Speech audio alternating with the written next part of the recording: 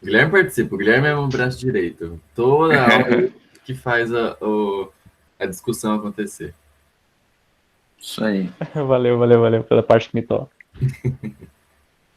Tô vendo que você tá na beca aí, ô Gustavo. Eu Gostei não do sabia estilo, se o hein? Humberto vinha na beca também, se vinha de jaleco. Eu falei assim, Vai. vou vir de jaleco, né? Vai que... Gustavo disse que acordou agora ali, rapaz. Ele nem se arrumou. Imagina quando o homem se arruma, então. Geralmente ele fica tomando café no meio do vídeo, ô Humberto. Você acredita? Isso não é exclusividade minha, não. A Cesumar vicia a gente em café. Tem café em todas as salas, em tudo. Então, o É professor verdade. vai ser viciado em café. Isso é um mal que acontece comigo também. Aquele cafezinho da clínica ali, nossa. Eu não tomava café, virei professor com É bom café saber, todo bom dia. saber. Bom, Gustavo, eu acho que já são 10h05. A gente pode dar início, conforme o pessoal vai entrando aí, a gente vai, eu vou aceitando, tá? Então eu quero aproveitar aqui, pessoal, então bom dia a todos, para quem eu ainda não cumprimentei, tá? Hoje eu inicialmente agradeço a disponibilidade de vocês aí por ter trocado a questão dos horários, ter feito as duas turmas juntas. Isso eu acho que vai tornar a discussão ainda melhor, né? E agradeço imensamente ao professor Gustavo aí também, ele que prontamente aceitou aí o desafio, né, de conversar com vocês sobre a graduação, a pós-graduação dentro da nossa instituição.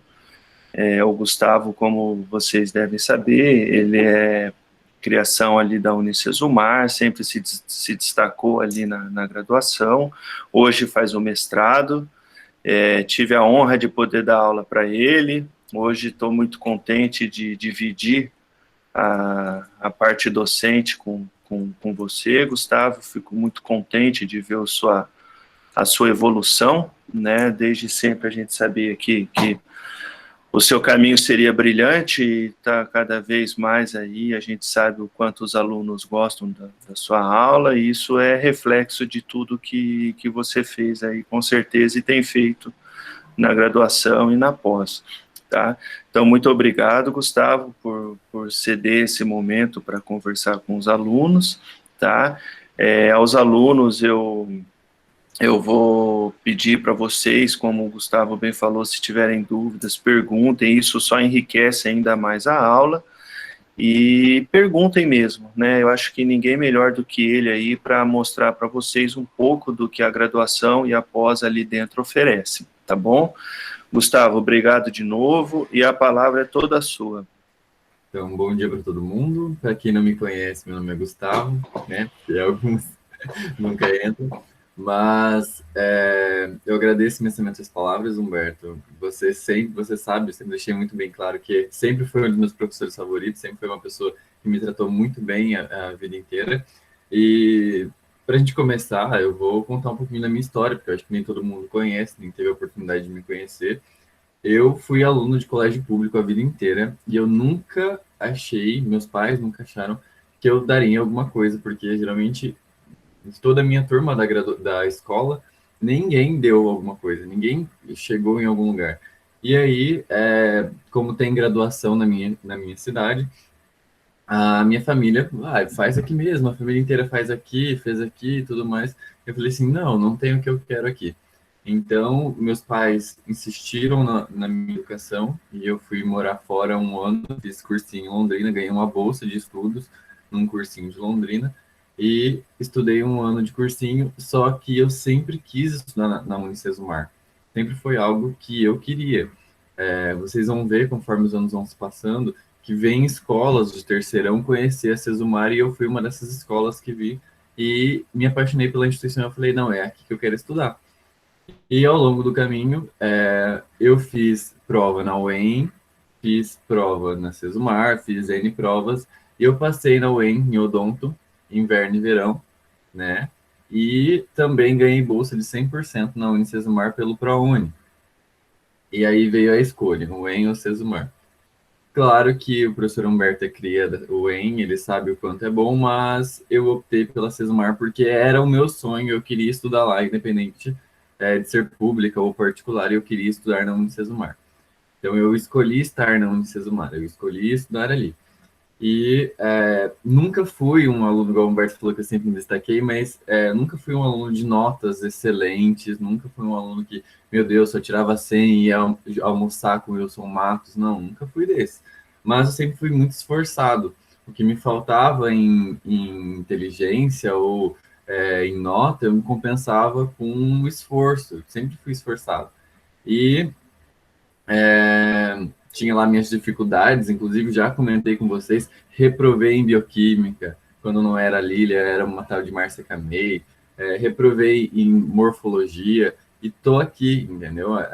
Já conversei isso com vocês, que nem sempre o baque da instituição, o baque de você, reprovei numa matéria, tirei uma nota vermelha, isso não vai desclassificar vocês quanto a desempenho, quanto a poder procurar lugares maiores. E ao longo da minha caminhada na UniMar, eu fui talvez um dos alunos mais premiados em congressos que nós tivemos, porque eu participei de 4 congressos e ganhei prêmio de melhor trabalho nos 4.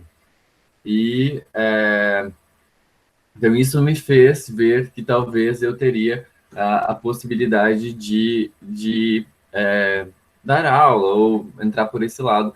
E, como também já falei, uma professora me incentivou muito, que foi a professora Maria Paula, e falou que eu tinha o dom para isso, que eu tinha que seguir na carreira docente.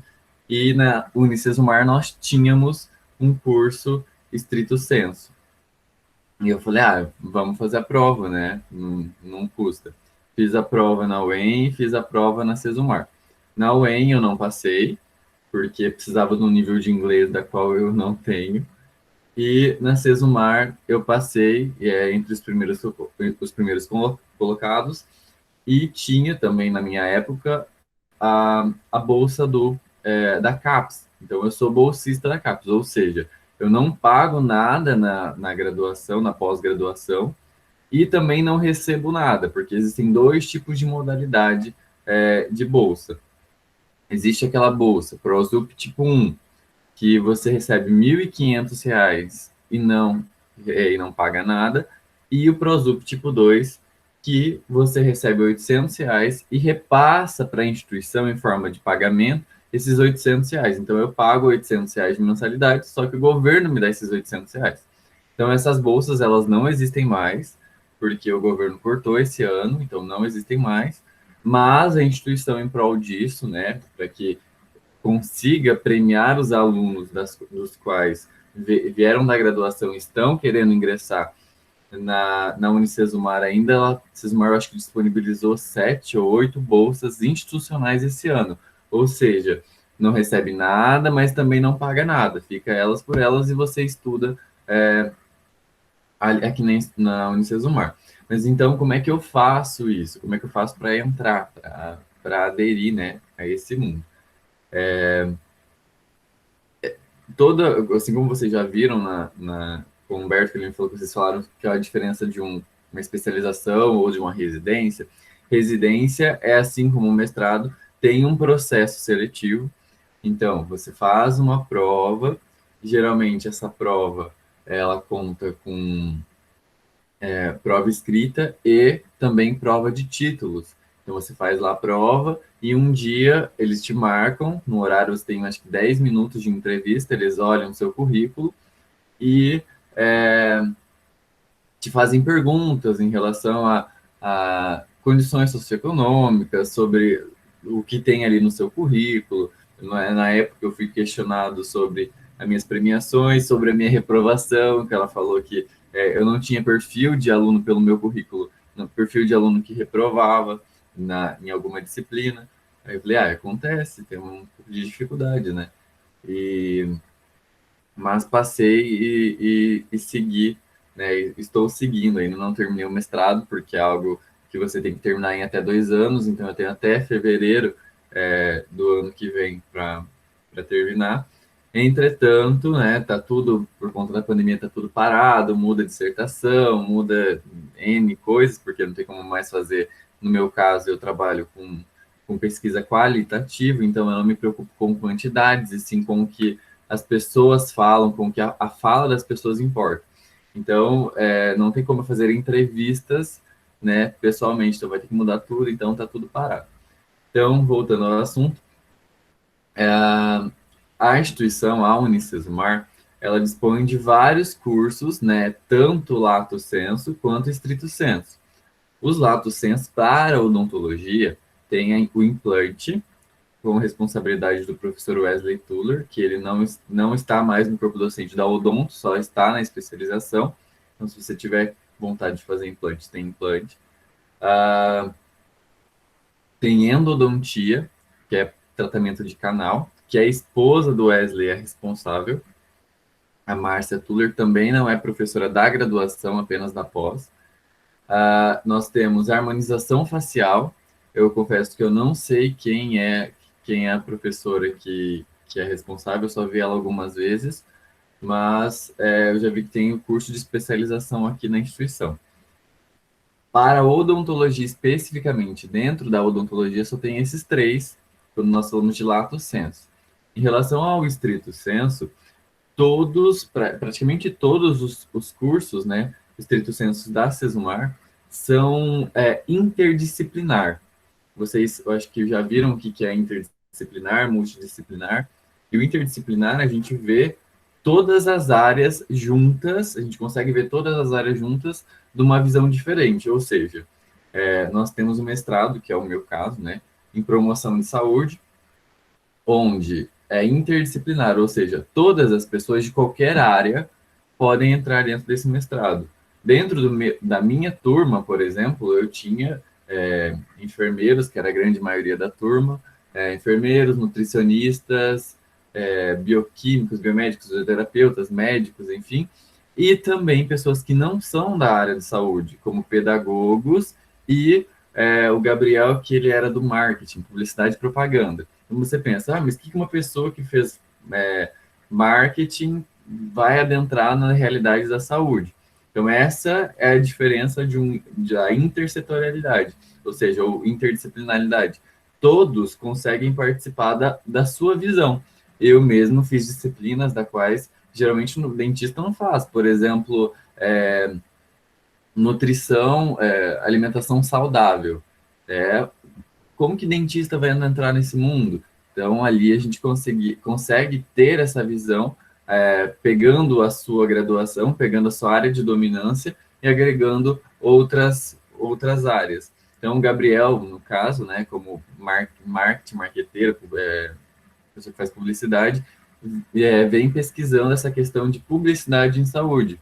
Ou seja, toda essa questão que, por exemplo, se aparece uma propaganda na televisão do Ministério da Saúde. Eu acho que a que mais aparece hoje em dia é uma sobre o teste de HIV/AIDS e tudo mais. Aquilo ali é marketing, aquilo ali tem que ser estudado, essa é a função do Gabriel, entendeu?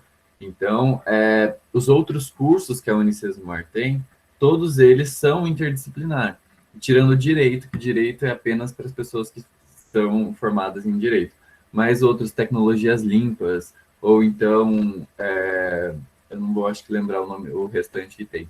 Todos vocês conseguem adentrar, fazendo uma graduação qual ela for, adentrar nessa realidade do mestrado. Porque, de novo, ser interdisciplinar ou intersetorial te agrega muito no sentido de ver diversas coisas que você não teve contato. Ou então, conhecer pessoas, que foi principalmente o meu caso, dos quais vão trazer um agregamento, algo novo para você, porque no meu mestrado, como tem bastante pessoas diferentes, de várias áreas diferentes, cada um trazia uma nova visão. Tive a oportunidade de conhecer, por exemplo, o secretário de saúde de Maringá. Ele fez mestrado comigo. Então, uma pessoa, né, conceituada dentro de Maringá, um médico que veio trazendo sempre trazendo dados sobre Maringá, Então, tive também a oportunidade de conhecer uma mulher chamada Lucimara, que ela é enfermeira lá do Maranhão, e ela é contratada pelo Albert Einstein para fazer o Planifica SUS, que é um novo sistema do SUS de planificar e trazer tudo, tentar, né, de alguma forma, sempre que a gente conversa sobre o SUS, tentar igualar o SUS em todas as regiões. E ela é uma das responsáveis. Então, eu vejo extrema vantagem em ser interdisciplinar e os cursos de pós-graduação, os mestrados, né, no caso, estão cada vez mais partindo para esse lado. Uma vez conversando com o Fernando, coordenador, ele disse que ele conversou com a Sônia Bertolini, que é a chefe da, do mestrado, das pós-graduações da Unicesumar, e ele falou, vamos fazer um mestrado em odonto. E ela falou, não. E eu fiquei assim, nossa, que mulher chata, que mulher, né? Para que isso? Vamos fazer uma especialização em odonto, vai chamar muita gente. Mas eu parei e pensei, se abre uma só odonto, sendo que a Sesumar está nessa linha de abrangência, uma linha da qual todos participam, a gente começa a fechar muito a nossa cabeça. E essa é a grande vantagem do interdisciplinar, abrir a mente. Então, eu sempre peço para vocês, e sempre falo, que a nossa disciplina que nós estamos juntos na saúde coletiva, eu consigo ser um pouquinho de nutricionista, eu consigo ser um pouquinho de médico, de enfermeiro. Então, por que que eu afirmo isso? Porque eu estou vivenciando essa realidade no meu mestrado. Nunca achei que fosse possível. Inclusive, o Humberto sabe, eu sempre amei dentística e periodontia, eram as minhas disciplinas favoritas. Adorava fazer em clínica, mas conheci outra realidade e confesso que eu sou apaixonado por essa nova realidade da qual eu tô vivenciando. A Vitória me perguntou nisso no privado, eu falei, pergunta pessoalmente, pergunta no dia da live, quarta-feira, que daí a gente conversa e abre o leque das discussões. Eu falei que na minha turma, nós tivemos algumas pessoas que sempre tiveram a vontade de fazer bucomaxilo. Não é a minha área, não é algo que eu goste, porque cirurgia é algo que o Humberto gosta e eu admiro muito quem gosta, mas não é para mim. Eu fiz curso de aperfeiçoamento implante, mas mesmo assim é muito sangue para mim. E bucomaxilo, na minha turma, tivemos duas pessoas das quais falaram, não, eu vou tentar. Só que uma delas, desde o primeiro ano, já se empenhava, estudava todos os dias. Você saía da aula, ia para a biblioteca para pegar algum livro, a pessoa estava lá sentada estudando até 10 horas da noite, sempre sozinha, que era o caso da Mariana Lessa, que o Humberto conhece bem. E ela sempre foi excepcional como aluna. E, infelizmente, nós tivemos o caso da Verônica, que só foi se atentar a esse lado, eu quero ser bucomaxilo, no quarto ano, no último ano. E aí, se nós pegarmos e analisar, a Mari teve desde o primeiro ano o tempo de estudar, se preparar para a prova e montar um currículo em prol disso. Já a Verônica, infelizmente, só teve um ano para pensar em tudo isso. Então, em questão de currículo e questão de conhecimento, a Mari estava na frente. Inclusive, a Mari passou na UEM, se eu não me engano. Não, mentira. Não passou na UEM, ficou em terceiro colocado na UEM, na residência de bucomaxilo da UEM. Passou em uma de São Paulo, que eu não lembro qual é, e uma em Curitiba. Então, ou seja, ela passou em duas ou três residências em bucomaxilo. A Verônica, infelizmente, não passou em nenhuma. Só estou trazendo esse exemplo para que vocês vejam quanto é importante essa disciplina que nós estamos aqui hoje. Porque se nós tivéssemos, na minha época, essa disciplina, a qual nós pudéssemos ver o que nós poderíamos esperar no futuro, pode ter certeza que iria nos abrir a cabeça para alcançar alguma coisa, para buscar alguma coisa. Então, aproveitem essa disciplina, porque, olha, quando eu fiquei sabendo que ela viria para a grade, eu fiquei, extremamente feliz, ainda mais feliz que seria o Humberto que iria ministrar ela para vocês. Então, a Mari, ela sempre quis focar na área de estomatologia, na verdade. Então, ela queria trabalhar com câncer bucal. E qual o caminho que ela encontrou para trabalhar com isso foi o da bucomaxilo. Hoje, a Mari faz a residência em bucomaxilo em Curitiba. Mari também foi bolsista do ProUni junto comigo. Ela veio lá de Goiás e ela está no segundo ano, né? Está terminando a residência e ela vai focar na parte de cânceres e dentre outras coisas assim. E ela está tendo grandes oportunidades com essa oportunidade que ela teve da residência e ir para o Albert Einstein, está conhecendo muitas áreas, Hospital do Câncer de Barretos. Ela está bem assim, no sentido de conseguindo alcançar caminhos bons pós a graduação, graças ao esforço que ela teve, graças à preparação que ela teve. Então, se vocês pensam principalmente em bucomaxila, não é desmerecendo as outras áreas, não é isso. A questão que nós sabemos, só vocês irem lá na página da UEM, da residência, e ver quantos candidatos tem para uma vaga.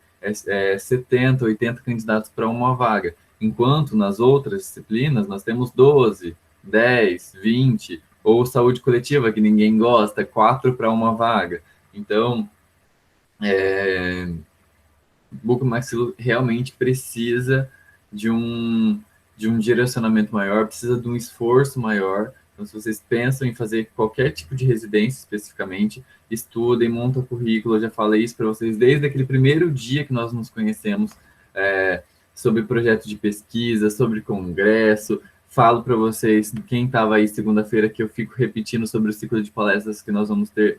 Participem, é certificado. Então, já se preocupem com certificados, já se preocupem em apresentar trabalhos, se preocupem com projetos de pesquisas, porque tudo isso vai contar. Então, quanto mais coisas vocês tiverem a oportunidade de fazer, melhor.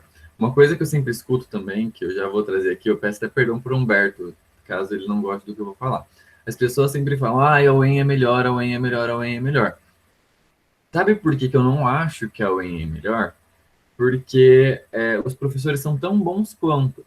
Tirando alguns, né? Claro que sempre tem os bons e ruins, mas lá também vão ter. E eu sou um deles, afinal, estou só começando, estou só aprendendo.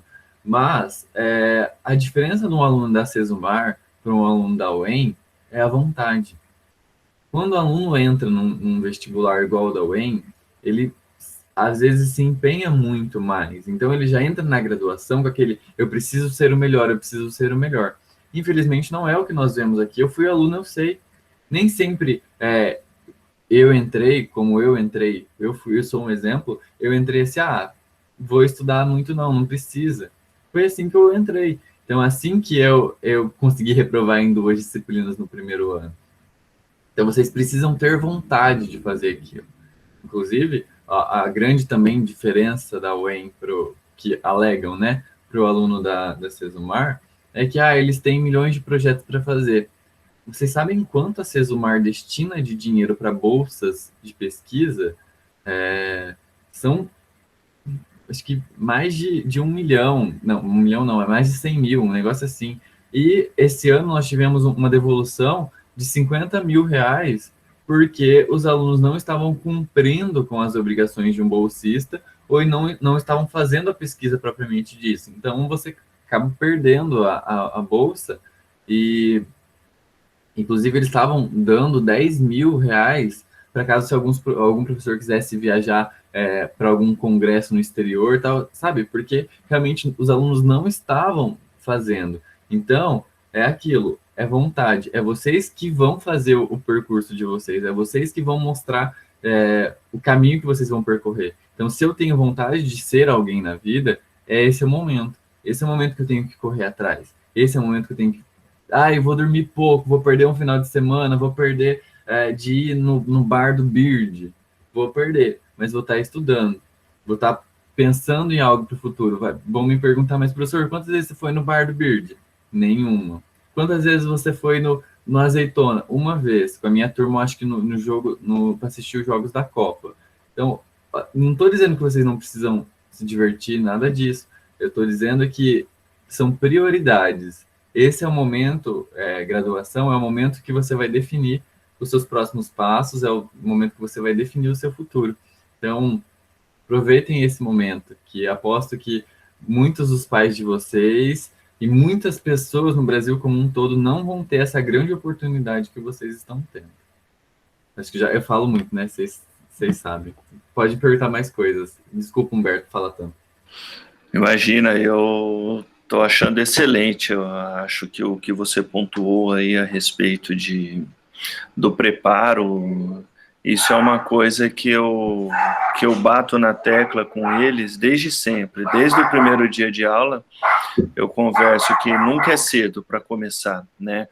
E justamente pensando nisso que eu tenho incentivado a montagem do currículo Lattes, a questão dos trabalhos e essas pontuações, né, que eu acho que são fundamentais, né, que querendo ou não, em um processo seletivo é uma das maneiras de ser avaliado, né, até porque na maioria das instituições a gente não conhece os participantes e aquela coisa toda. Então, eu acho que está excelente, Gustavo. Pode ir mandando bala aí, que eu estou feliz da vida aqui. Isso que a gente não combinou nada antes. É tudo aqui no improviso, tá? Ele só me convidou para estar aqui. Eu falei, beleza, vamos lá. Mas podem perguntar o que vocês quiserem, estou à disposição. Dúvidas, não precisa ser na minha área, pode ser de outras instituições, pode ser mestrado em outros lugares. O que eu souber, eu vou ajudando vocês. O que eu souber, eu vou contribuindo. O que eu não souber, eu vou pesquisar e trago para vocês depois. Podem perguntar. Sei que vocês nunca perguntam, mas... Gustavo. Fala, Guilherme. Quanto à apresentação de trabalho, como que funciona, assim? Entendeu? Não sei como perguntar direito. Sim. Um outro relato meu. Como eu reprovei no primeiro ano nas 2 disciplinas, eu entrei no segundo falando assim, eu não sou um bom aluno, eu não sou capaz. Então, eu não pedia trabalho para os professores, porque eu falava, nenhum professor vai querer dar trabalho para mim, para quê?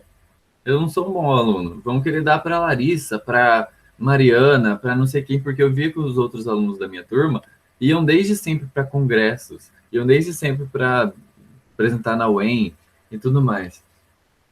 E aí eu me reprimi muito tempo por conta disso, porque eu não achava que eu era um bom aluno. Mas aí no 4º ano eu fui pedir para a professora Nádia um trabalho e ela me deu. E como é que é esse trabalho que os professores dão? Geralmente, alguns casos específicos que o professor atende na clínica, ou que o professor, na clínica particular, ou que o professor acompanhou ali durante o atendimento na própria clínica da Cesumar, a gente fotografa, ou então, durante o nosso caminho, nós fizemos uma pesquisa bibliográfica ou qualquer coisa, por exemplo, e a gente tem tudo documentado no nosso computador. E aí, se o aluno pede um trabalho, por exemplo, eu vou num congresso do PET Odontologia UEM, e eu quero apresentar um trabalho de saúde coletiva. Então, eu vou lá, a professora Maria Paula, na minha época, e eu vou pedir um trabalho para ela. Consequentemente, ela vai pegar um trabalho da qual ela já tem feito, já tem desenvolvido, ela vai me passar, eu vou fazer um resumo, vou enviar para ela, ela vai ver se o resumo tá bom, ou ela já tem até o resumo pronto, e a gente envia para o congresso, eles vão aceitar ou não o nosso trabalho, geralmente aceitam, mas às vezes aceitam com algumas correçõezinhas de escrita, ou qualquer coisa assim parecida, e daí a gente vai para o congresso e apresenta esse trabalho, monta um banner, tudo bonitinho, e apresenta esse trabalho como se fosse nosso, como se você participasse do trabalho. Você vai explicar para uma banca, eles vão te avaliar e tudo mais. Então, não tem muito segredo de como funcionam esses trabalhos, mas todos os professores, todos, vão ter assuntos para vocês levarem os trabalhos deles, porque daí vocês ganham um certificado, o professor, consequentemente, pode tirar xerox desse trabalho e agregar ao currículo dele. Então, pode entrar lá no meu Lattes, tem um monte não, mas tem um pouco de apresentações, tem um pouco de trabalhos apresentados. Então, é só pedir para o professor que ele com certeza vai te ajudar. Dificilmente vai ter um professor que não vai te ajudar, dificilmente mesmo. Então, são trabalhos desenvolvidos previamente que ele disponibiliza para você apresentar. Ou então, uma outra opção, é um trabalho que você está desenvolvendo junto com com algum professor, um projeto de pesquisa, por exemplo. Mas, quando se é bolsista, você não pode apresentar os resultados, né? Você tem que apresentar como se fosse um ramo do seu trabalho modificado, que foi um caso da qual eu apresentei o ano passado no PET da UEM, uma pesquisa minha que eu estava desenvolvendo. Eu não podia apresentar ela, mas eu apresentei o que seria o assunto, né? Um dos assuntos. E eu fui premiado como o melhor trabalho de pós-graduação dentre todos, né? Do congresso. Então, são trabalhos previamente feitos, que vocês pedem para os professores. Gustavo, você me permite só fazer uma complementação aí, não querendo atrapalhar a sua...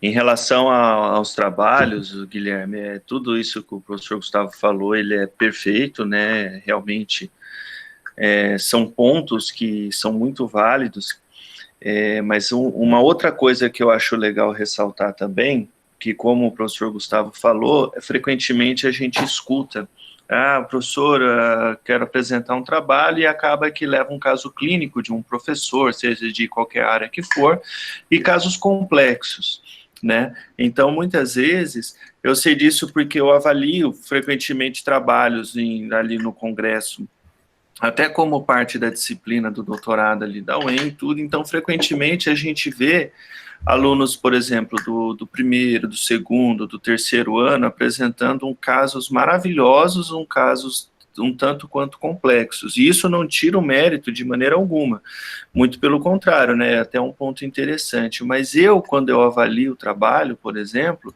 eu gosto de valorizar muito aqueles que foi o aluno que realizou, né? Então, frequentemente, por exemplo, aluno que entra em clínico, o Gustavo sabe disso, ali no terceiro ano, por exemplo, como parte da disciplina, a gente fotografa os casos, os alunos têm que apresentar um portfólio, algumas coisas que vocês vão ver quando entrarem em clínica. Então, muitas vezes, um aluno apresenta um caso talvez não tão complexo, não um caso de implantes, de enxertos maravilhosos, mas um caso, por exemplo, de uma frenectomia, uma cirurgia mais simples, que foi ele que fez. Então, que ele acompanhou o caso do início ao fim, né? Isso, além de ser muito válido, no meu ponto de vista, né, eu valorizo muito de quem apresenta, e isso é um ponto muito positivo no questionamento, né, porque é um caso que você domina, que você acompanhou, então todas as perguntas vocês serão capazes de responder, por mais que com a orientação do professor, como o Gustavo falou, ele tenta esclarecer dúvida, o Gustavo sabe disso, vai chegar um momento, quando o caso não é seu, que alguma coisa você não vai conseguir esclarecer, talvez de maneira satisfatória. Então, assim, trabalho apresentado é sempre válido, e não necessariamente a questão de apresentar casos complexos, né? Às vezes uma coisa que você fez, como o Gustavo falou, uma pesquisa que eu fiz, ou um caso clínico que eu apresentei, por mais que talvez não seja um caso tão complexo, de complexidade clínica muito grande, no meu ponto de vista, isso tem muito valor, porque foi você que fez, né? Então, isso é bem interessante também. Obviamente, isso depende muito de banca também, vocês vão se deparar em diferentes congressos que tem bancas que são mais toleráveis, tem outras bancas que talvez a pessoa tenha a sensação que quer mostrar conhecimento e acaba que pisa um pouco na apresentação. Então, assim, são coisas que vocês vão se deparar, com toda certeza. Não sei se o Gustavo concorda, mas só queria falar isso, Gustavo, que eu valorizo muito essa parte de quando o aluno mesmo apresenta um caso dele, sabe? Concordo em gênero, número e grau, porque, assim, casos meus também. Eu já apresentei nessa ânsia de ter muito currículo, de correr atrás. Teve um congresso na UEM, no no CMO, que é o Conclave Maringaense de Odontologia, que a UEM faz todos os anos, o suprassumo da odontologia de Maringá em relação aos congressos. Então, é o congresso mais importante e tudo mais. No anseio de ter bastante currículo, eu falei assim, vou apresentar na categoria oral, porque a categoria oral é aquela que você monta um slide e você praticamente dá uma aula de acho que 10 a 15 minutos, um negócio assim, no mínimo, né? E se você não atingir os 10 minutos, você já está automaticamente desclassificado para concorrer a prêmios, né? Mas ganha certificado do mesmo jeito. E também eu falei, vou apresentar um na categoria painel, que é você monta o banner e apresenta, que é no máximo até 5 minutos. Mínimo 2 e no máximo 5. Eu pedi para a Lívia, professora que vocês vão conhecer, não sei se vocês já conheceram, de periodontia, me dá um trabalho, ela me deu um trabalho maravilhoso sobre quando a papila interdental desce, preenche um espaço e tudo mais. Lindo, as imagens eram perfeitas. Quem conhece o trabalho da professora Lívia e do Guilherme sabe que as imagens, as fotos que eles tiram nos casos clínicos são sempre muito lindos. Então, meu banner ficou lindo, ficou tudo perfeito. A mulher me fez uma pergunta simples que eu não sabia responder. Porque eu não tinha feito o trabalho, não fui eu que fiz. Então, foi, eu acho que o único congresso que eu fui que eu não ganhei prêmio. Sim, eu falo de prêmio porque para mostrar que nós também podemos, porque geralmente, o EN, só o EN ganha. Não, nós também ganhamos. E só você fazer um bom trabalho, se esforçar, estudar. E nesse caso eu não tinha estudado, eu não sabia, ela me fez uma pergunta muito simples, eu não sabia responder. E e outra coisa que me dificultou, que nesse anseio, é que foi assim, os meus 2 trabalhos foram marcados para o mesmo horário. Então, imagina, eu apresentando meu TCC na categoria oral, com 3 pessoas na banca, eu apresentando numa sala cheia, e, ao mesmo tempo, eu tinha que apresentar um banner na porta da frente, né, assim, bem na frente ali da onde estava sendo a reunião. E eu entrei em desespero, daí eu conversei lá com a reunião, com a organização, eles empurraram o meu painel por último. Ou seja, fui apresentar meu painel sem vontade alguma, eu estava preocupado com meu TCC, o importante era meu TCC, né? O importante era o meu caso clínico que eu fiz com tanto carinho, que era sobre violência contra a mulher e tudo mais. Então, a banca foi extremamente educada, não tive problema com a banca, mas como eu apresentei algo que não era meu, eu não sabia responder o simples. Já em contrapartida, se a gente for pegar um exemplo que o Humberto deu, que às vezes a banca pode ser algo até, às vezes, mal educada, até grossa, e eu espero que não aconteça com vocês, mas se porventura acontecer, não peguem isso para vocês, não achem, eu sou um lixo, nada disso. Por que aconteceu? Uma amiga minha, na minha época, foi apresentar o TCC também, lá no CMO, e apresentou na categoria dentística, assim como eu, só que no período da manhã.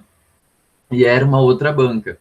A parte dessa banca, ela simplesmente acabou com a minha amiga. Falou mal do trabalho, falou que a minha amiga podia ter usado outro tipo de material e tal, mas depois a gente foi descobrir que era uma rixa entre a professora que estava ali com a professora que era orientadora do trabalho, sabe? Pois nada a ver com o aluno e o aluno que pagou o pato.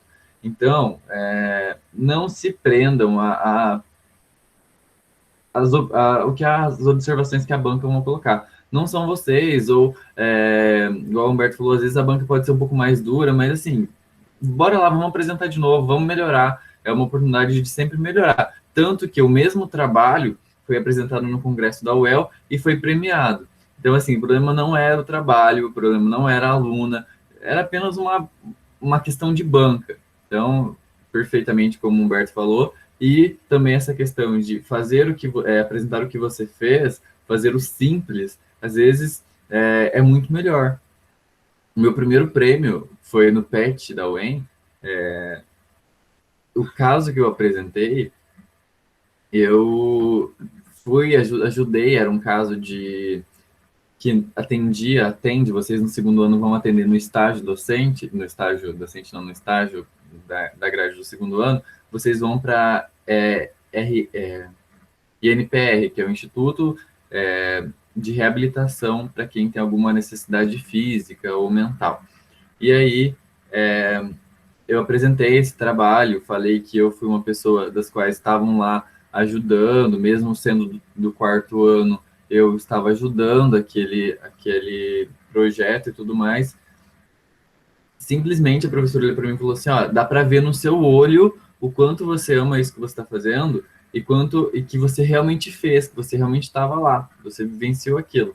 Então, tinham N trabalhos do pessoal da UEM muito mais incríveis, muito mais tocantes do que o meu, mas pelo fato de eu realmente ter feito, pelo fato de eu realmente ter vivenciado aquilo, eu sabia explicar tudo que elas me perguntavam. Então, isso são coisas que contam na hora da apresentação de trabalhos. Então, quando vocês forem pedir algum trabalho para os professores, peçam algo não muito complexo, algo da realidade de vocês, ou algo que vocês tiveram, que vocês querem participar. Eu quero ter uma pesquisa, ter um projeto de extensão, eu queria participar, e daí, consequentemente, levar para o congresso. Então, são coisas assim que vocês têm que visar na hora de escolher um trabalho para apresentar. O professor deve ter sido meio gelo, né? Aquele monte de gente olhando para você assim, você... Você noção é que eu sou doido, assim, né? Já sabem como eu sou doido, não é de hoje. E anterior a mim, foi um menino da minha turma, que ele apresentou um caso. Nós estávamos com uma roupa muito parecida, muito parecida. Uma camisa branca, uma calça caqui, igualzinho. Aí eu entrei e falei assim, ó, só para quebrar o gelo, a gente não combinou a roupa, tá? Aí todo mundo da sala começou a dar risada. E eu tenho esse meu jeitão doido, e foi assim que eu apresento. Eu apresento sempre de uma forma meio que descontraída, séria, levando a sério, mas assim, chamando a pessoa para participar, fazendo com que as pessoas se envolvam. E, inclusive, para vocês verem um nível de complexidade das coisas que, como a UEM, os alunos da UEM levam a sério isso, que eu quero que vocês levem a sério também, que um menino da UEM, ele estava com um cronômetro, cronometrando a minha... E ele não fazia parte da organização, ele estava sentado, ele ia apresentar depois de mim. Não, ou ele apresentou antes, sei lá. Ele estava com um cronômetro cronometrando para ver se eu teria chance, se eu estava dentro do tempo, para concorrer à bolsa contra ele, o prêmio contra ele. E, né, eu ganhei o prêmio naquele dia. E quando você ganha prêmio, geralmente congressos maiores, como o CMO, você ganha o certificado, além do certificado de apresentação, você ganha o certificado de prêmio, e você ganha uma bolsa cheio de presentes, cheio de itens. Só o que eu ganhei lá, eu pagava a minha inscrição no congresso, que foi R$ 150, R$ 200, sei lá. E por curiosidade do destino, o ano passado, a professora Gisete, que estava no corpo docente aqui da Cesumar, mas não está mais, ela me convidou para dar uma aula em conjunto com ela no PET da UEM, e ele estava lá, ele era um aluno, então, ou seja, eu fui professor dele por um dia. Ele criou uma rixazinha, mas assim, nada demais, nada que a gente não tenha contornado depois. Então, eu quero que vocês, com essa minha fala, que vocês realmente levem a sério essa questão de congresso, porque realmente eles também levam, eles realmente se esforçam para isso. Então, eu quero que vocês se esforcem no dobro, porque quero que vocês saiam com um currículo ainda melhor do que o deles.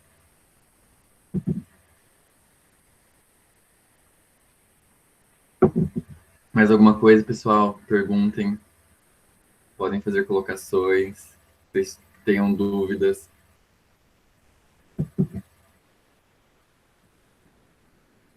Ô, Gustavo, de novo eu aqui, né? Então, eu tenho uma amiga que me ajuda, né, na questão do dente. Ela é dentista, ela faz a parte da dentística. Só que ela falou, eu falei pra ela, contei pra ela que eu quero fazer orto. E ela falou, é muito difícil e tal. Ela entrou com esse propósito e acabou não fazendo. O que você acha da orto? Já para saber a sua opinião também. Seguinte, a orto, vocês sabem que eu sou sempre muito sincero, sempre. Tenho até problema com isso, deveria fechar minha boca, mas não posso. Mete o louco aí, Gustavo. Não, mas aí causa problemas comigo, com os outros professores. O problema da orto é o seguinte, a orto que vocês veem na graduação não tem nada a ver com a orto que vocês vão ver no dia a dia clínico. A orto da graduação é uma coisa muito mais sistemática, de ângulos, coisas de prevenção. Então, assim, assusta quando você vê a orto no terceiro e no quarto ano. Ninguém gosta de orto no terceiro e quarto ano, porque é algo realmente, ângulo, é muito difícil. Eu até comentei com vocês segunda-feira, que é sobre a prova. Eu falei assim, se vocês imaginem fazer a minha prova presencial, será que vocês iriam ir bem? Comentei isso com vocês. E disse que se a minha prova estava difícil, imagina a prova de orto. prova de orto, uma questão é uma folha de sulfite inteira para você interpretar. Então, assim, não se assustem com a orto da graduação, mas orto como especialização, eu acho, até Humberto, que tem mais experiência clínica do que eu, pode falar melhor, pelo menos eu acredito que é uma das melhores especialidades mais rentáveis. Por que que eu digo isso? Porque eu sempre saliento para vocês a importância de você ter uma renda fixa, né? Por exemplo, se você tem um consultório meio período e atende no SUS, você é concursado o outro meio período, as outras 20 horas, por mais que teu paciente não venha no teu consultório particular, o teu dinheiro do público vai entrar todos os meses. Então, eu já salientei isso para vocês, então eu repito, a orto é algo que todo mês você sabe que teu paciente vai voltar. Todo mês, aquele paciente vai vir fazer manutenção. Então, é aqueles R$100, 150 que você vai saber que todo mês vai entrar. Então, é assim que você também tem que pensar, né? Mas a orto como especialização eu acho válido, porque nós estamos no momento, nós somos um povo. Se você fosse, por exemplo, da Itália ou dos Estados Unidos, eu diria para você que orto, para quê? Mas nós estamos em um país na qual nós nos preocupamos com a estética dentária. Então, hoje, cada dia que passa, os pais estão procurando ortodontistas para começar cada vez mais cedo o tratamento dos seus filhos. Então, orto é sim algo muito legal e não se assuste quando você tiver o contato da orto aqui na graduação, tá? É muito diferente lá fora, te afirmo isso. Vou lembrar, valeu. Tem outra pergunta ali. Odonto legal. Odonto legal é uma disciplina extremamente nova que nós temos na graduação, inclusive no quarto ano, em tópicos avançados em saúde coletiva. Vocês ficam, meio ano com saúde coletiva comigo e meio ano com odontologia legal com o professor Marcelo.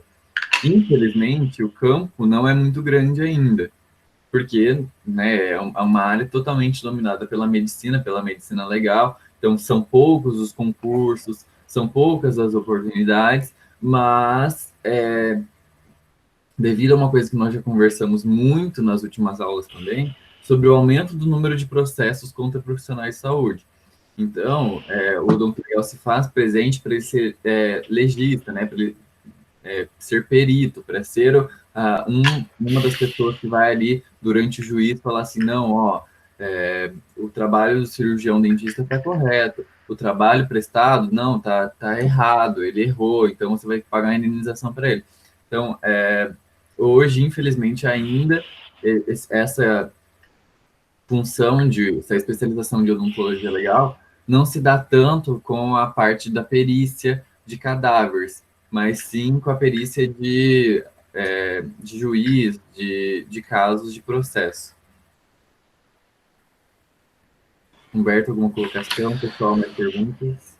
Em relação às suas colocações, eu também concordo. A orto, na minha opinião, eu acho que a tendência é sair da graduação. Eu acho que esse é eu acho que isso é um caminho que deve seguir. Como o Gustavo falou, a ortodontia que a gente tem na graduação é uma carga horária relativamente pequena e acaba que foca mais um ramo que a gente chama de ortopedia funcional, né? Então, são conceitos um pouco diferentes, mas no meu ponto de vista, o caminho da horta é acontecer mais ou menos o que a gente tem hoje com implante. É um conteúdo que vai ter caráter só de pós-graduação. No Sesumar, na UEM ainda tem essa carga teórica e prática, mas eu não sei. Eu imagino pelo andar da carruagem porque o que acontece? Como o Gustavo falou, na graduação a gente não consegue contemplar toda a disciplina, né? Então, muito do que a gente vê na especialização de orto, por exemplo, por conta de limitação de carga horária, tudo a gente não consegue contemplar. Então, essas disciplinas que acaba que não consegue, né, de maneira efetiva contemplar, né, do meu ponto de vista, a tendência ter só em caráter de pós. Posso estar enganado, mas eu acho que é o caminho que deve seguir. Em relação à odontologia legal, isso eu acho que o Gustavo falou, ainda mais com essa questão de aumento, né, da área de atuação do cirurgião dentista, procedimentos estéticos, essa questão da harmonização. Então, assim, quanto mais o dentista faz, mais ele tem chance de errar, né? E eu acho que vai crescer exponencialmente essa questão de processos, a questão de acusações de erro, de imperícia, esse tipo de coisa, né? E sem contar que, alinhada a isso tudo, a população está cada vez mais exigente, né? Então, a informação, ela está sendo passada de maneira mais fácil. Então, hoje, o Gustavo sabe disso, frequentemente o paciente chega no teu consultório, ele já sabe exatamente o que ele quer. Ah, porque eu vi no Instagram, eu vi no Face, eu quero resina tal, eu quero prótese tal. Às vezes chega até com a foto, assim, de algum artista, fala, eu quero ficar assim, quero fazer lente de contato. Então, isso torna a população mais exigente. E, consequentemente, eu acho que isso vai justamente gerar um aumento, tal qual acontece nos Estados Unidos hoje, né? Então, nos Estados Unidos, a área de cirurgia plástica, a área de estética odontológica é o carro-chefe dos processos, né? Então, eu acho que ainda hoje só tem a crescer essa área de odontologia legal. Além de, aliada a isso, o que o Gustavo falou, que pouca gente faz, né? Então, eu acho que a tendência é justamente um aumento e essa área ser cada vez mais valorizada. Até porque, se nós formos pegar a realidade, assim, de poucos especialistas nessa área, eu tenho relatos de professores mesmo da instituição falando que, em muitos locais, professores que não são peritos, não são especialistas em odonto legal, são convocados via judicialmente para ser peritos e dizer se aquele dentista X ou dentista Y fez o trabalho pela falta de profissionais peritos, pela falta de especialistas em odonto legais. O Humberto sabe, a Cíntia já foi convocada, sendo que em Maringá nós temos 3, se eu não me engano, nós temos 3 peritos, especialistas, né, em odonto legal, mas mesmo assim 3 não dão conta da quantidade de processos que nós temos. Então, o Humberto perfeitamente essa questão de quanto mais a gente faz,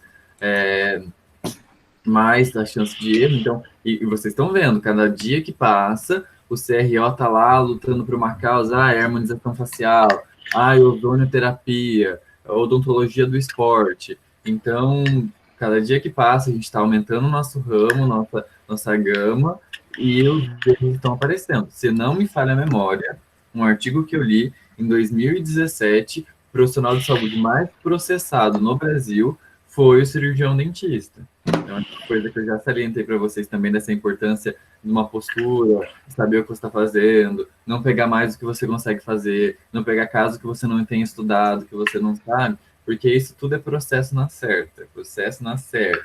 Ninguém quer ter o nome manchado, pagando indenização enorme, nem começou a carreira ainda.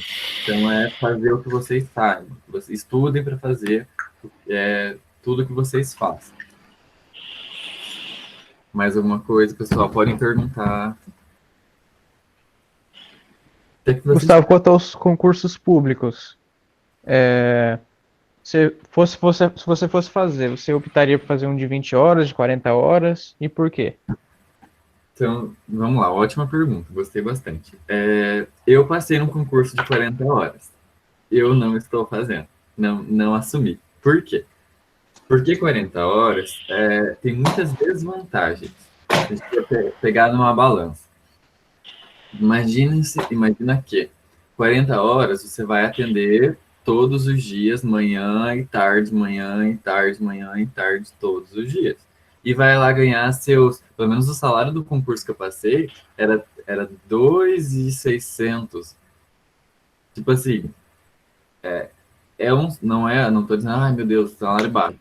É o que eu ganho hoje como professor, mas é o que eu ganho trabalhando 16 horas. Eu dou 16 horas aula. Lá eu trabalharia 40 horas. Então, a minha visão quanto a 20 ou 40 horas é que você abre um leque daquilo que eu falei. Um dinheiro que vai entrar todos os meses garantido e o dinheiro que você consegue a mais com o seu consultório. Então, você tem 20 horas, até mais de 20 horas, para trabalhar no seu consultório, certo? Então, essa é a diferença que eu vejo. E eu vou falar para vocês, os últimos concursos que eu ando vendo, a diferença salarial de 40 para 20 horas não é quase nada, é tipo R$ 600. Então, R$ 600 para trabalhar o dobro, convenhamos, não compensa nada. Então, dica minha, pelo menos é o que eu penso. Concursos de 20 horas estão mais viáveis hoje. Então, eu vi essa questão, Brenda. Perguntaram ali, para quem não viu o chat, que a Brenda está perguntando. Eu li um artigo que falava que tinha uma petição para tornar o dentista um médico orofacial. Isso surgiu... até me perdoa, porque eu vou colocar isso, óbvio que eu vou colocar. Isso surgiu na campanha eleitoral da última eleição, a qual o atual presidente disse que iria facilitar, que iria ajudar os dentistas por N questões. E uma das medidas que ele falou seria essa, e daí isso inflamou a cabeça dos dentistas, e os dentistas queriam também, alguns, né, queriam isso. Mas era só uma mudança de nomenclatura. Por quê? Porque eu não sei vocês, mas eu sou totalmente contra que me chamem de doutor. Vocês, se quiserem se formar e quiserem colocar doutor no lab, pode colocar, não tem problema nenhum. Mas eu, Gustavo, sou totalmente contra. Eu quero ser chamado de doutor quando eu tiver o meu doutorado. Por enquanto, na hora que terminar o mestrado, quero ser chamado de mestre. Então, essa mudança de nomenclatura se dá pelo fato daquela coisa de chamar o médico de doutor e tudo mais. Então, mais uma questão de status, de nomenclatura. Mas se nós formos pensar, você sabe fazer uma produção sanguínea? Sabe aplicar uma injeção? Tirar um sangue? Não, vocês não vão ver isso na graduação. Então, eu, Gustavo, não sou a favor de cada vez mais o dentista pegar espaços que não são dele. Em relação à harmonização facial, se a gente for, já que a gente está falando desse assunto de pegar espaços dos outros, ok, eu acho que o cirurgião dentista, mais do que o médico até, a gente vê 4 anos da graduação só a região de cabeça e pescoço. A gente vê anatomia no primeiro ano, anatomia geral, e no segundo ano a gente estuda anatomia de cabeça e pescoço. Então, realmente eu concordo que a gente pode fazer isso. Só que abranger demais coisas que nós não temos na graduação, ser médicos, assim, a esse ponto de nomenclatura, é algo que eu não concordo. Não sei se a opinião do Humberto e tal, mas eu estou colocando a minha opinião em relação a isso. Não é algo que eu vejo com bons olhos, incluindo também que eu torço para que não saia disso. A mesma coisa, por exemplo, só parafraseando com isso, a mudança da nomenclatura de professor para educador. A partir do momento que a gente tem essa mudança de nomenclatura, mas é só uma mudança de nomenclatura. Não, tudo muda, gente. Professor é aquele que ensina alguma disciplina. Educador é aquele que educa.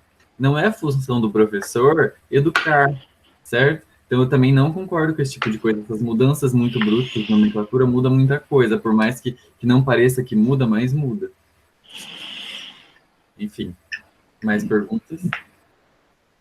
Humberto, também, se eu estiver falando alguma coisa que você discorda, pode falar. Não, eu concordo. Eu acho que, na verdade, eu acho que essa questão de doutor e esse tipo de coisa, eu acho que isso é uma briga de egos, na verdade. E eu, particularmente, também não acho que seja errado ou que seja correto, mas, no meu ponto de vista, é por simples ego, né? Dentista... Essa briga de ego, né? É desnecessário, totalmente. Então, se a gente escuta, uma vez, até conversando eu tenho um primo que é advogado, e aí a secretária dele, uma vez, eu liguei para ele para falar com ele e falei, meu primo chama Gilberto. Falta de criatividade total na minha família, né? Mas aí eu falei, quero falar com o Gilberto. Com o doutor Gilberto? Eu falei assim, não, é o Gilberto mesmo, ele é meu primo, por que doutor, né? E aí ela ficou brava, assim, sabe? Então eu acho, assim, é uma coisa totalmente desnecessária. Advogado tem muito disso, médico tem muito disso, e para mim, eu concordo, para mim, doutor é quem tem doutorado, e seja em odontologia, seja em física, seja em filosofia, né? E com relação à atuação, né, do termo ali de médico orofacial, tenho uma visão até um pouco polêmica em relação a essa área de atuação do dentista. O meu ponto de vista, por mais que muitos não gostem, é que o cirurgião dentista está fazendo muita coisa que não deve. Essa é a minha opinião. Porque eu acho que a gente tem que fazer o que consegue resolver as complicações. É isso que eu acho que tem que fazer, né? Então, por exemplo, uma extração. Uma complicação de uma extração a gente sabe resolver, né?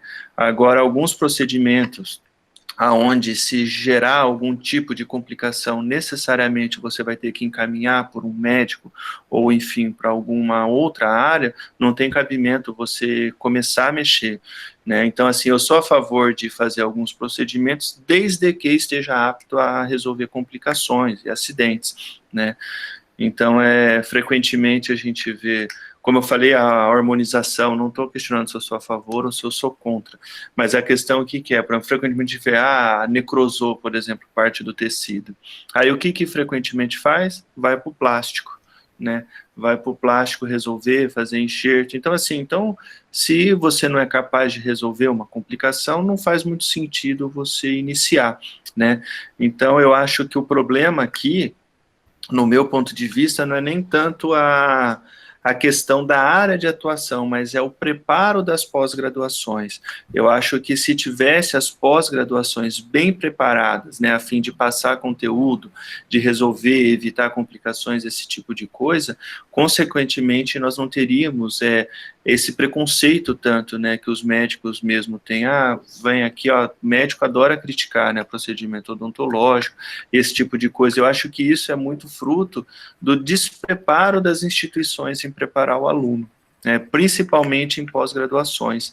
Então, a gente vê frequentemente cursos curtos, cursos de 2, 3 dias, às vezes um curso de fim de semana e a pessoa sai no consultório fazendo o procedimento. Então, eu acho que esse é um cuidado só que tem que ter. É minha opinião, como eu falei, a maioria dos dentistas não gostam, mas é o que eu acho. Mas eu acho extremamente válido, eu nunca tinha pensado nesse lado, e concordo plenamente, se for analisar, porque não adianta fazer algo que eu não sei, eu sempre, acho que foi alguém da turma de vocês, se a pessoa tiver, eu peço que vocês, se a pessoa se manifeste. Me perguntou, professor, meu namorado quer tirar um dente, eu fui ler na internet, é um supranumerário, fui ler na internet que precisa ser um bucomaxilo. Você acha que é necessário um bucomaxilo? Aí eu respondi assim, necessário não é, desde que a pessoa consiga resolver o problema. Então, que entra bem isso que você está colocando aí, perfeito. Eu não tinha pensado nessa parte da harmonização, vou começar a aderir a esse pensamento também. Muito bem. Mais alguma coisa, pessoal? Mais uma coisa. Eu indo para Sesumar, né, eu sempre vou de ônibus. E eu passo por uma clínica que tá cheio de dentista lá, aquelas placas que tem um monte de nome de dentista, assim, de várias especializações diferentes. Será que para abrir o próprio negócio seria viável pensar em parcerias? Ou é melhor abrir o próprio negócio sozinho? Como que seria isso aí? Eu acho que o Humberto até pode falar melhor do que eu, porque tem mais experiência. Mas o que eu vejo é o seguinte, eu acho extremamente válido. Porque aqui vocês vão sair muito crus ainda, no sentido de fazer tudo sozinho. Você precisa de uma ajudinha. Você precisa, às vezes, eu não consigo resolver isso. Ou estou fazendo uma extração, não estou conseguindo, chama ali alguém para me ajudar, não sei o quê. E outra coisa, fazer aquilo que você consegue resolver, que a gente estava comentando. Adianta eu abrir um consultório sozinho, da qual vai aparecer um caso, por exemplo, de uma extração de um dente da qual eu não sei tirar, eu vou tentar tirar e desculpa a palavra, mas vai dar merda. Então, é muito válido, é uma saída hoje que vocês encontram no mercado de se especializar em alguma coisa e convidar outras pessoas para agregar no seu trabalho, Inclusive, outra área que sempre... Ó, eu vou ser sincero para vocês. Eu arrumei semana passada, eu acho que uns 4 empregos para pessoas, porque eu conheço pessoas que procuram dentistas para consultórios públicos e tudo mais, clínicos, e eu saí indicando várias pessoas. E as opções que eles procuram, essas clínicas por aí, que faltam no mercado, são especialistas em implante e especialistas em endodontia. São os dois que eles mais procuram. Mas, claro, se você for pensar no meu consultório, entra a horta, entra outros quesitos. Mas se for trabalhar para os outros, né? Então, essa questão de agregar valores com outros profissionais é extremamente válido, e principalmente se você quer adentrar em alguma outra clínica, né? Essas duas especializações que eu citei, a endo e o implante, são duas especializações das quais as pessoas mais procuram para que você entre agregando no trabalho deles. Porque, repito, vocês não devem, na vida de vocês, fazerem tudo. Não sejam aqueles dentistas que querem fazer tudo. O Humberto, por exemplo, vou citar o Humberto. O Humberto faz cirurgias periodontais e faz implantes e cirurgias. Humberto faz... Eu nunca vi o Humberto falando que faz resina. Não sei se faz. Nunca vi o Humberto fazendo canal. Nunca ouvi falar. Se faz, não sei. Mas, pelo menos ao meu ver, é uma pessoa que realmente sabe o caminho que ela quer percorrer. No meu caso, por exemplo, eu só, até hoje, desde que eu me formei, em 1 ano, 2 anos, né, só fiz resina. Eu só trabalho com dentística, só trabalho com restauração. É assim, a gente tem que focar em algo para poder fazer algo bem feito. Não adianta querer fazer tudo, que você não consegue fazer tudo. Alguma hora você vai fazer um errinho ali. Eu só esclarecendo a dúvida aí, a última endo e a restauração que eu fiz, acho que foi na graduação. E só falando um pouco a respeito da pergunta do Guilherme, eu concordo com isso que o Gustavo falou, bem falou em relação à entrada, enfim, mas eu só para acrescentar ainda mais, eu falo um pouco da visão comercial da coisa, né? A gente já lidei com diferentes pacientes e são coisas que a gente mesmo, quando procura um consultório, a gente não quer ficar indo de galho em galho, né? Então o paciente, quando ele vem no consultório, pelo menos essa é a visão que eu tenho, ele não quer, por exemplo, ir no consultório do Gustavo fazer a resina e aí sair do consultório dele, precisar extrair um dente, ir no consultório do Humberto fazer uma extração e aí vai no consultório da Roseli para colocar o aparelho. Então, pensando na visão do paciente, pelo menos na experiência que eu tenho, ele quer resolver tudo no seu consultório, né? Então, ele vai lá com o problema e ele quer que se resolva, quer sair de lá resolvendo. Então, assim, pensando nisso, eu acho interessante montar parcerias para montar um consultório, né? Então, por exemplo, eu não faço resina, o Gustavo faz.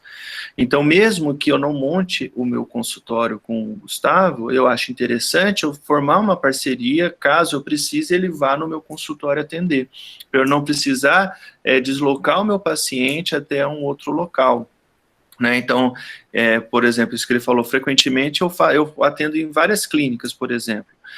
Por exemplo, eu faço cirurgia periodontal no Manfredo, por exemplo, que é um professor que vocês vão conhecer.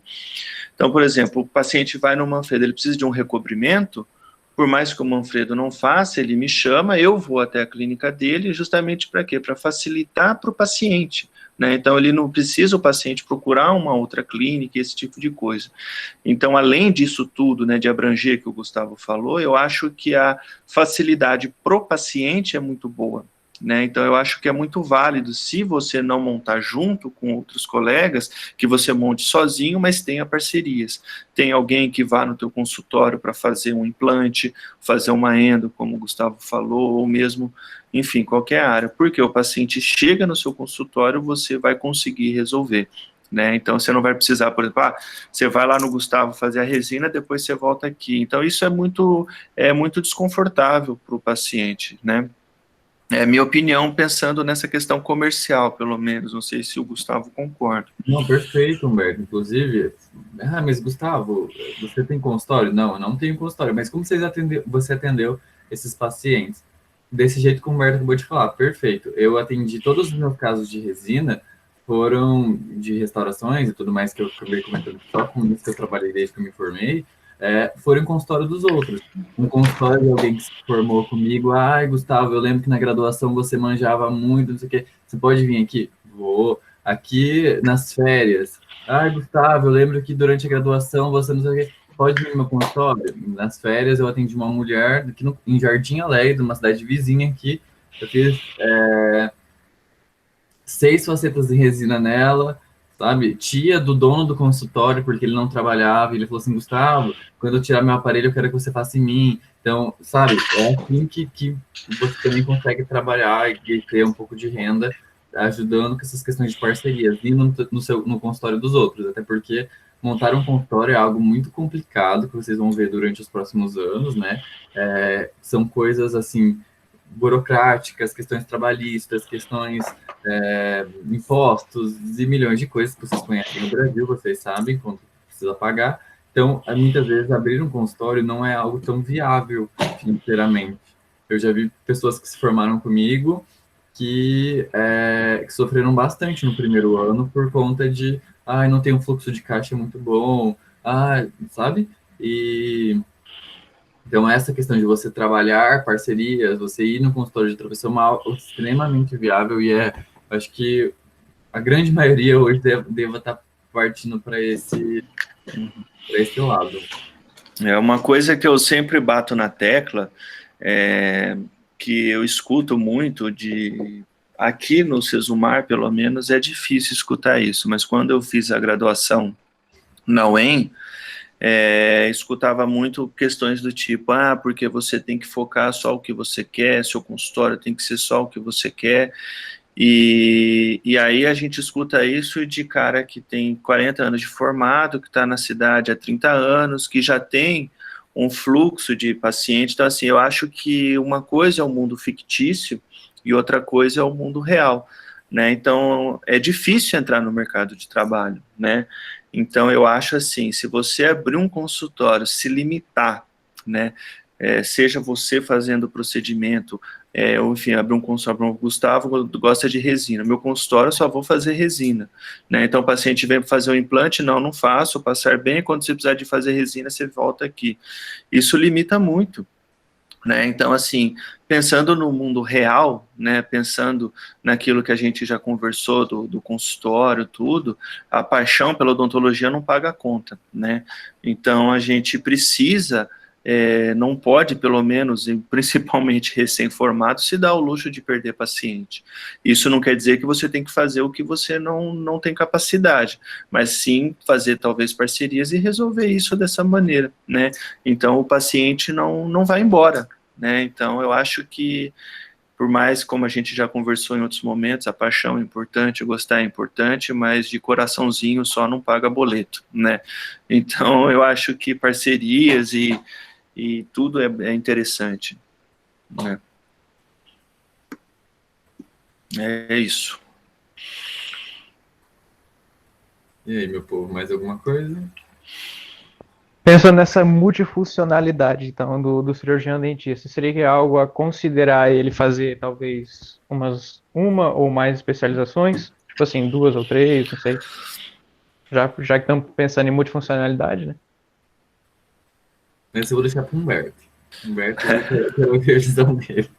Na verdade, eu acho que são coisas diferentes. A gente está pensando num consultório multifuncional e não num dentista multifuncional. Então, são coisas diferentes, né? Eu acho que um consultório deve abranger todas as áreas, não necessariamente um único profissional fazer todas as áreas. Então, esses são pontos que eu acho que tem que considerar e levar em conta, né? Mas, assim, eu não vejo problema algum em fazer mais de uma, fazer 2, 3 especializações, ou mesmo, faço especialização em uma coisa, mestrado em outra. Isso só torna, aumenta o conhecimento. O conhecimento é válido independente do que seja, né? A questão é, a especialização gera custo, né? Então, tem que ver, será que você está disposto para fazer 3, 4 especializações, ficar aí 8 anos pagando, por exemplo, 2 mil por mês, 3 mil, seja lá o valor da sua especialização, dispor de tempo? Será que você vai fazer com a mesma paixão todas as especializações que você faz, né? Será que talvez não é melhor você se dedicar ao que de fato você gosta e deixar, talvez, por exemplo, eu não gosto de endo, né? Eu nunca escondi isso.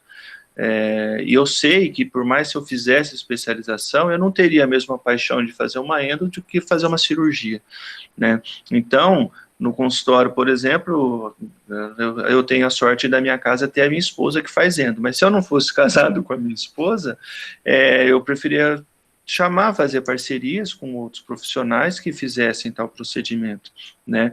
Então, assim, o conceito de profissional multidisciplinar é um pouco diferente de um consultório multidisciplinar, né?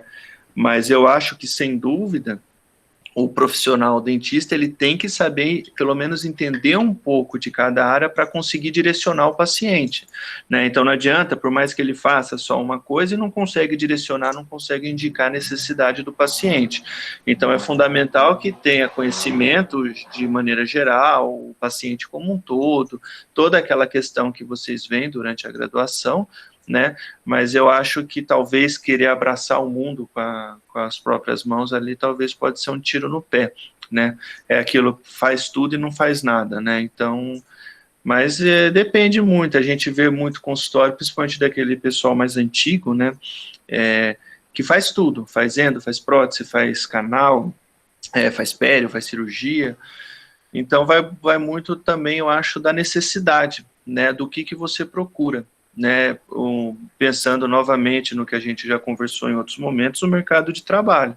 Isso também direciona muito, né? O Gustavo, ele pode até conversar sobre, mas, por exemplo, Maringá tem muito profissional, e muito profissional bom. Então, você querer abrir um consultório aqui generalista, eu acho, sinceramente, que vai ser muito difícil, né? Diferente, por exemplo, de você ir no interior do Mato Grosso, no interior do Amazonas, talvez não estou criticando o interior do Mato Grosso, nem no interior do Amazonas, mas na questão, pensando nessa consultório, o mercado talvez seja muito mais fácil. Então, além da tua paixão, da tua vontade, da disponibilidade, eu acho que você tem que entender o mercado da onde você vai, né? Então, isso influencia muito também, né? Eu acho que, pelo menos, esse é o meu ponto de vista a respeito dessa pergunta aí. Eu concordo totalmente. Se a gente for pegar um pouquinho a conversa que nós conversamos há 40, 30 minutos atrás, a partir do momento que você pega muita coisa para fazer, você está suscetível a erro. Então, vamos pensar que vocês ainda, já falei para vocês estão na mamata ainda, primeiro ano mamatinha, ano que vem a gente começa a conversar.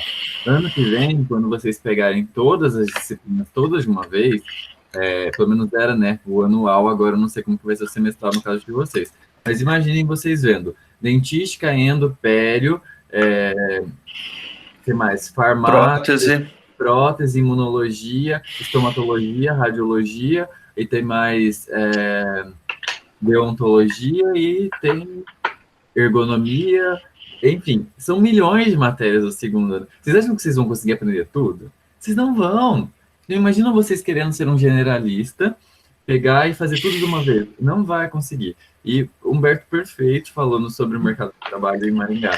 Pessoal, eu já falei ontem com vocês, anteontem, né? Falei com vocês sobre a questão de Maringá, como é lindo funciona a saúde em Maringá, mas aqui é muito bem estruturado as coisas. Imagina que é uma cidade muito boa, tem serviços de saúde público muito bons, dentistas do sistema de saúde públicos muito bons, professora Sheila, professor Wagner, são professores nossos que atendem no SUS.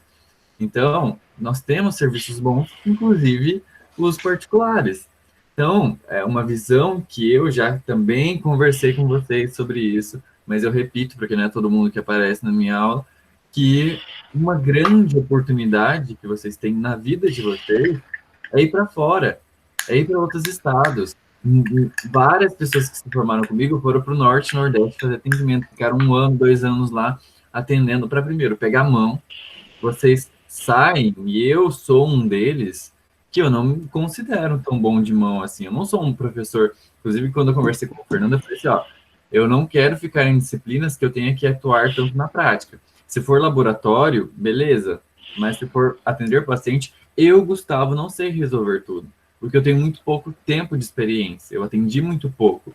Então, é a mesma coisa vocês. Vocês se formam com muito pouco. A professora Sheila, a gente já conversou, ela falou assim, ó, quando vocês começam a pegar mão, vocês se formam.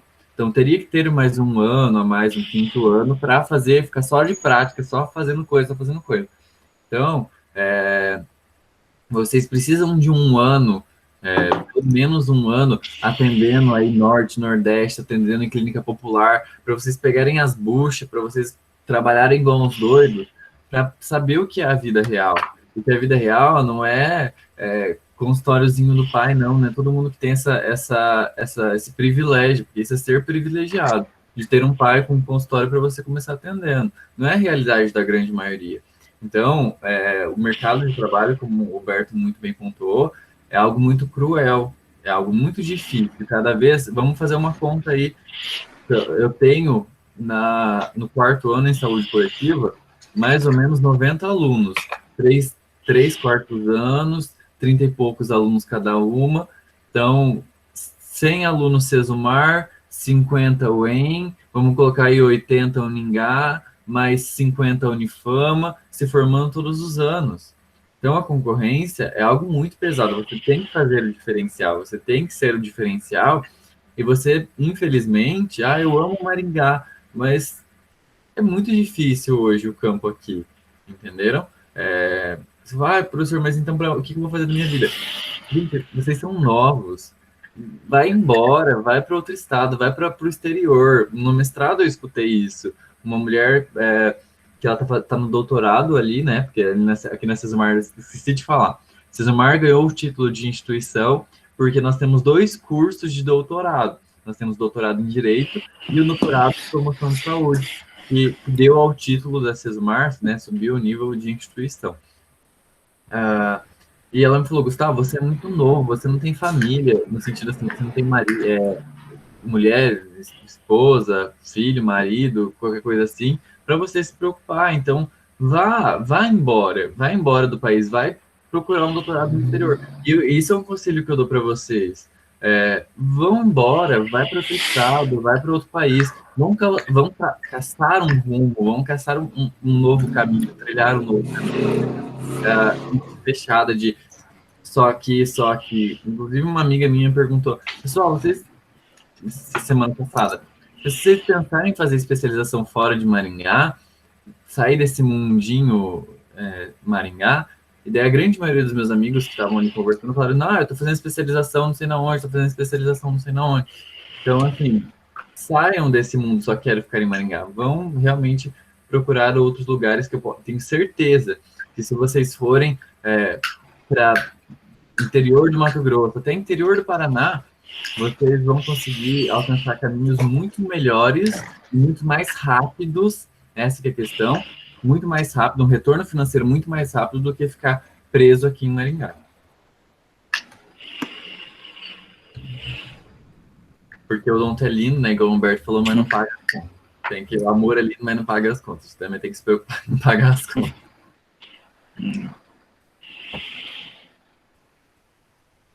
Pessoal, mais alguma coisa? Hoje a conversa tá rendendo, tô adorando. É bacana quando tem uma participação grande, né? Eu adoro, eu fico cobrando deles isso sempre, que eles participem.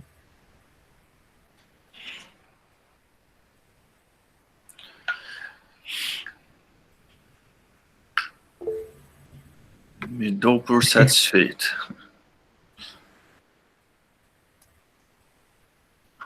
E aí, pessoal, mais alguma coisa? Mais alguma dúvida? Alguma coisa que vocês viram, querem falar? Viram que hoje o assunto tá... A gente começou com a pós-graduação no Sesumar, mas a gente foi longe. Então, falamos de vários outros assuntos. Eu estou aqui à disposição de vocês, hoje com o Humberto também. Não sei até que horas vai a aula, mas... Nós temos mais 13 minutos aqui. Dá para conversar mais um pouco ainda. Eu quero perguntar, então, na verdade, para o Gustavo, já pegando o gancho do mais ou menos o que eu tenho conversado com os alunos.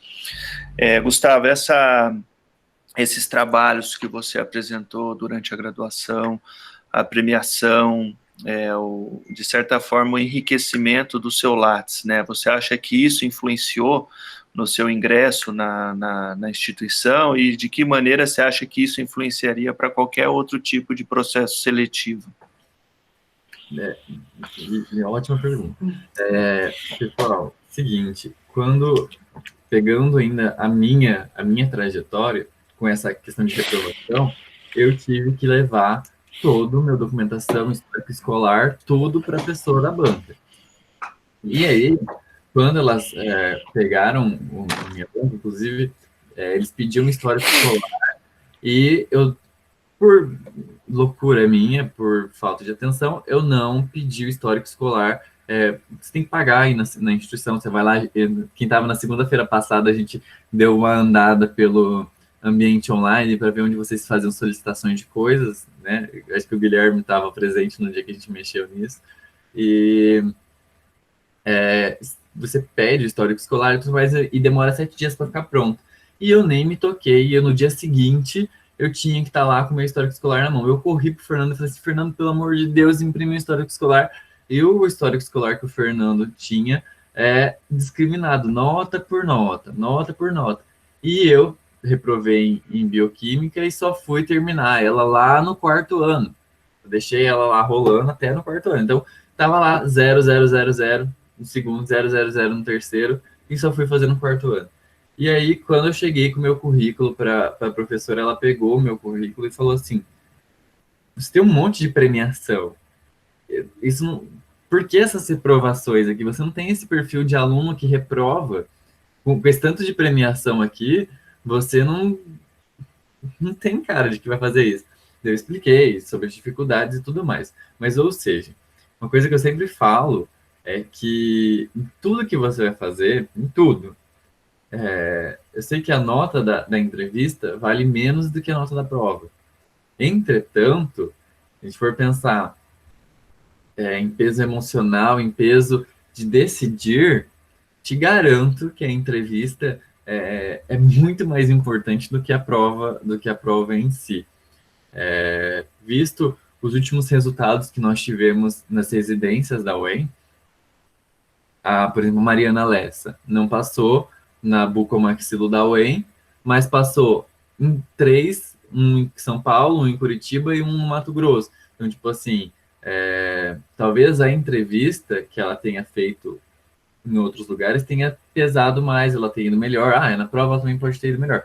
Mas essa questão de currículo, que é algo que eles avaliam na entrevista, na minha concepção, pesa muito mais, e eu creio que na minha vida eu tenha me saído muito melhor em entrevistas, por exemplo, quando vou apresentar um trabalho em congresso, do que na prova escrita. Então, essa questão de você fazer um currículo, de você se empenhar para ter um currículo cheio, inclusive as premiações, porque, como eu já disse, tem gente da minha graduação que era muito melhor do que eu e nunca conseguiu uma premiação em congresso. Então, não significa que eu vou terminar a graduação sem nenhuma premiação. Pode acontecer, mas o que conta é você ter aquele negócio rico, cheio de trabalhos apresentados, de você realmente ter mostrado empenho. E você mostrar empenho numa entrevista, seja ela entrevista de emprego, seja ela uma entrevista de residência, isso conta, pessoal. Mostrar que você está disposto, isso conta. As perguntas que eles fazem é assim: se você não ganhar a bolsa, você vai querer ir fazer um mestrado? Daí eu fui sincero, né? Fui aconselhado a dizer que eu iria começar. Mas não, eu fui sincero, eu falei assim: eu não tenho condições financeiras de pagar o mestrado. Infelizmente, eu só vou fazer se eu ganhar a bolsa. Entretanto, eu vou dar um jeito, eu quero muito fazer esse mestrado. E fui aí presenteado com a bolsa. Então, a entrevista é algo muito, muito, muito, muito, muito importante. E você chegar numa entrevista com um currículo e você vai falar assim: mas pessoa que eu mandei, não quero fazer mestrado, não quero fazer residência, eu quero só trabalhar. Tá, você vai trabalhar, mas você vai mostrar no seu currículo o quanto de congresso você foi, o quanto hands-on, que são cursos pequenos dentro dos congressos que você faz ali em um dia, em uma tarde, aprende a colocar a mão ali no negócio. Eu fiz hands-on, por exemplo, dentro do CRO, do CMO, desculpa, de dentística, de estratificação em dentes anteriores. Então, assim, são coisinhas poucas que você faz em um dia, em uma semana, que na hora que você for mandar seu currículo para você fazer o emprego, para você concorrer a uma vaga, você vai falar assim, ó, eu me esforcei, eu fui um aluno dedicado. É isso que vai chamar a atenção, não vai tuas notas, não vai interferir tanto tua nota. Vai interferir, mas acho que você mostrar que você está disposto a trabalhar, que você é uma pessoa esforçada, é muito mais importante do que qualquer nota de prova, qualquer nota de prova escrita, dentre outras coisas. O mercado é muito mais exigente, desculpa, com a vontade de trabalhar do que com nota, com uma coisa que eu falei para vocês também. Quem aqui foi no dentista de vocês e já olhou na parede para saber onde ele foi formado? Eu só fui olhar para minha, para ver onde que minha dentista era formada, quando eu entrei na graduação, porque eu queria saber onde que ela foi formada. Ela tinha sido formada lá em Minas Gerais, numa particular de Minas Gerais. Isso interferiu ela ter feito o EN ou ter feito Sesumar? Não, não interferiu em nada. Fez o trabalho dela do mesmo jeito, entendeu? Então é força de trabalho, é postura, é vontade de estar ali fazendo. Falo muito, desculpa de novo. Imagina, eu acho que tá bem esclarecido. Guilherme, você vai perguntar alguma coisa? Você desativou o microfone aí? Eu vou. Diga. Então, seria viável, seria algo a se considerar fazer uma apresentação de trabalho no primeiro ano? Totalmente. Como que seria? Eu pediria, por exemplo, você assim, o professor, escola para mim aí uma apresentação aí para mim Eu acho que apresentar, não sei. todos os professores estariam dispostos a te dar um trabalho. Claro que você fala, ó, não quero um trabalho muito complexo, porque eu ainda não conheço muita coisa. Então, tem tantos professores que podem te ajudar, tantos casinhos aí que nós fazemos dia a dia. Eu ainda não tenho tantos, porque, né, tenho poucos trabalhos, mas sempre os professores mais velhos mesmo, que têm mais tempo de casa, sempre vão ter alguma coisa para te ajudar. E quanto mais vocês puderem participar, participem. Inclusive, as palestras que tem nesses congressos são muito enriquecedoras. Gente, pode não parecer, por exemplo, que eu fiquei frisando ontem, fiquei pegando no pé, gente, ciclo de palestra, gente, ciclo de palestra, gente, ciclo de palestra, porque são coisas que vocês, talvez, ainda como estão no primeiro ano, não vão aplicar no dia a dia de vocês. Mas se vocês prestarem bem atenção, anotarem, guardarem para a vida de vocês, no futuro vocês podem utilizar. Eu tive uma palestra no meu primeiro congresso que eu fui, no PET da UEM, que foi um professor da USP, do centrinho da USP, que veio e falou sobre próteses para reabilitação de face. E não é prótese dentária, são próteses daquelas pessoas que têm um câncer, ou um acidente, perde o olho, perde metade da face, tem que reconstruir tudo. E ele foi mostrando como era aquele trabalho. Gente, assim, algo enriquecedor, é algo que eu vou levar para minha vida. Então, participem de todos esses congressos de palestras, que por mais que tenha algum assuntinho chato, algum professor que não seja tão bom, acontece. Mas a gente tem que pegar alguma lição, a gente tem que pegar alguma coisa boa daquilo que a gente está vivenciando. Beleza. Excelente, concordo, eu acho tanto na questão do currículo, né, que o Gustavo comentou anteriormente aí, em todos os processos seletivos, né, a entrevista, o currículo conta muito, né, até no ano passado, eu passei por um processo seletivo, a entrevista tem peso, eles perguntam mesmo, então, assim, são coisas que vocês devem já pensar, né, como eu falei, nunca é cedo demais, né, então eu acho que é muito, muito válido, né. Pessoal, nós estamos chegando ao fim aqui no nosso horário, acho que passou voando, foi uma aula muito, muito gostosa.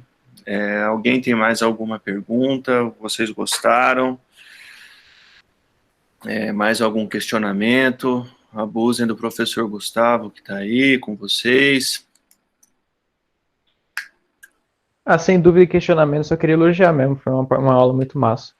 Gostei pra caramba. Que bom, Guilherme. Agradeço. Bom, se ninguém tem mais perguntas, então eu agradeço a presença de todos, né?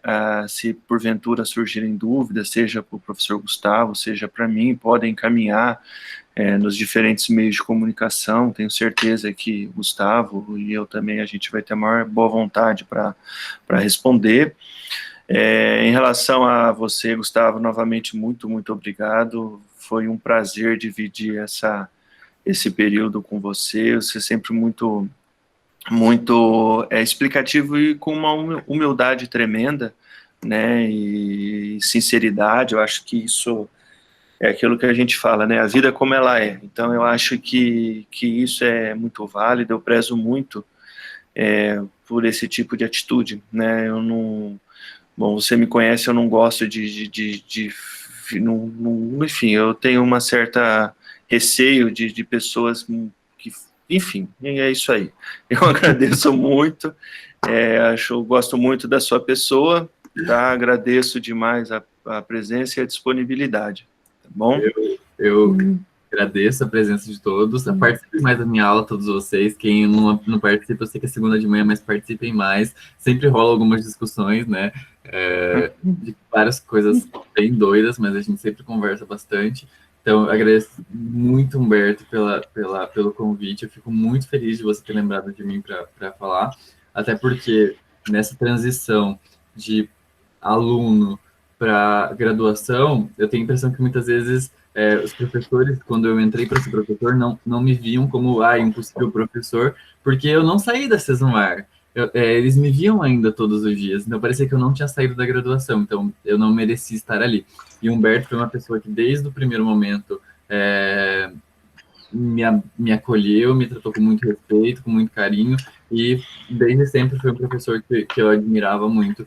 Inclusive, tenho certeza que vocês, quando forem conhecer ele mais a fundo, quando tiverem aula de Pério, especificamente, que é mais a área dele, vão ver o quão incrível ele é. Então, colhem nesse homem que vocês vão adorar ele. Obrigado de novo, de coração, pelo convite. Obrigado a todo mundo pela atenção, pela participação. E, como o Humberto falou, eu estou sempre à disposição em todos os meios de comunicações. Quem já me mandou mensagem sabe que eu respondo em menos de 5 minutos e estou sempre à disposição. Obrigado mesmo.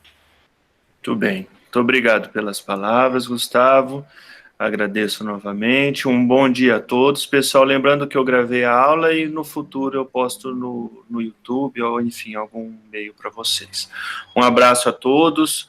Gustavo, um bom dia a todos, pessoal. Tchau, pessoal. Até mais, professor. Obrigado. Falou. Valeu, obrigado. Tchau.